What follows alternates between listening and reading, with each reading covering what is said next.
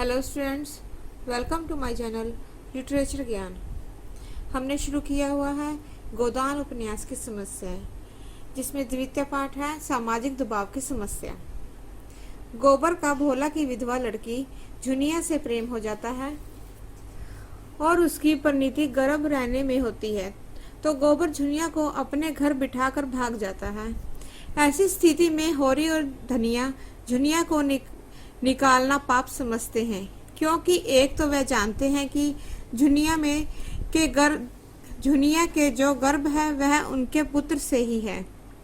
दूसरा, यदि उसे घर से निकाल दिया और उसने आत्महत्या कर ली तो इसका पाप भी उन्हें लगेगा। वह चुपचाप अपने मानवतावादी दृष्टिकोण का परिचय देकर उसे वधू के रूप में स्वीकार कर लेते हैं, किंतु समाज भला ऐसा क्यों स्वीकार करता? उसकी दृष्टि में चूंकि झुनिया अहीर थी और होरी की जाति की ना थी, इसलिए होरी की वधू बनने के योग्य ना थी। सबने उसे घर से निकाल देने को कहा, किंतु जब होरी ना माना तो गांव के तथाकथित पंचों ने एक स्वर में यह निर्णय दिया कि होरी पर 100 रुपये नकद और 30 मन अनाज डांड लगाया जाए, क्योंकि उसने समाज और उसके नियमों के विरुद्ध एक बहिर्जातीय युवती को अपने पुत्र वधू के रूप में स्वीकार किया है।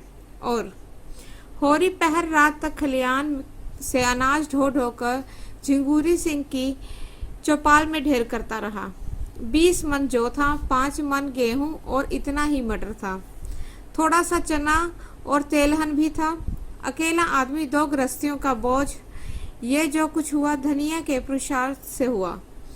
झुनिया भीतर का सारा काम कर लेती थी और धनिया अपनी लड़कियों के साथ खेती में जुट गई थी। दोनों ने सोचा था गेहूं और तेलहन से लगान की एक किस्त अदा हो जाएगी और हो सका तो थोड़ा थोड़ा सूद भी दे देंगे, जो खाने के काम में आएगा। लंगे तंगे 5-6 महीने कट जाएंगे, तब ज्वार मक्का सांवा धान के दिन आ जाएंगे। वह सारी आशा मिट्टी में मिल गई।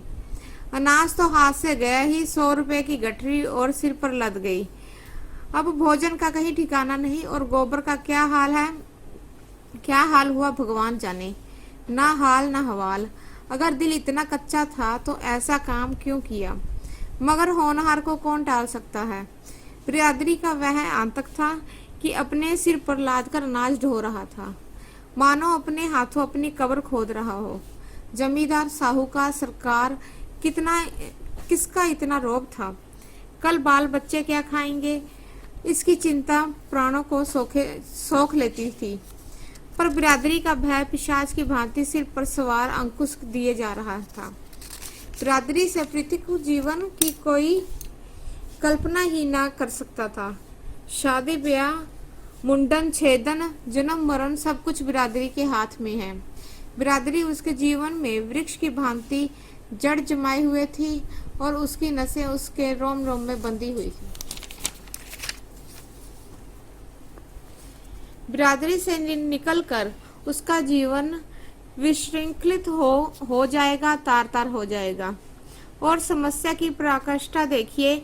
एक और तो घर में झुनिया का लड़का पैदा होने की प्रसन्नता थी और दूसरी ओर उसी वक्त होरी अपने घर को 80 रुपए पर झिंगुर सिंह के हाथों गिरवी रख रहा था। डांड के रुपयों का उसके सिवा वह कोई प्रबंध ना कर सकता था। 20 रुपए तो तेलहन, गेहूं और मटर में मिल गए, शेष के लिए घर लिखना पड़ा। इस प्रकार होरी सामाजिक दबाव के आगे नतमस्तक हो गया। आर्थिक शोषण की समस्या का यह दूसरा पहलू भी कम महत्वपूर्ण नहीं है, क्योंकि इसी परिस्थिति ने होरी के संपूर्ण जीवन को तहस नहस करके रख दिया और उसकी अंतरात्मा तक झुझको डाला। धन्यवाद।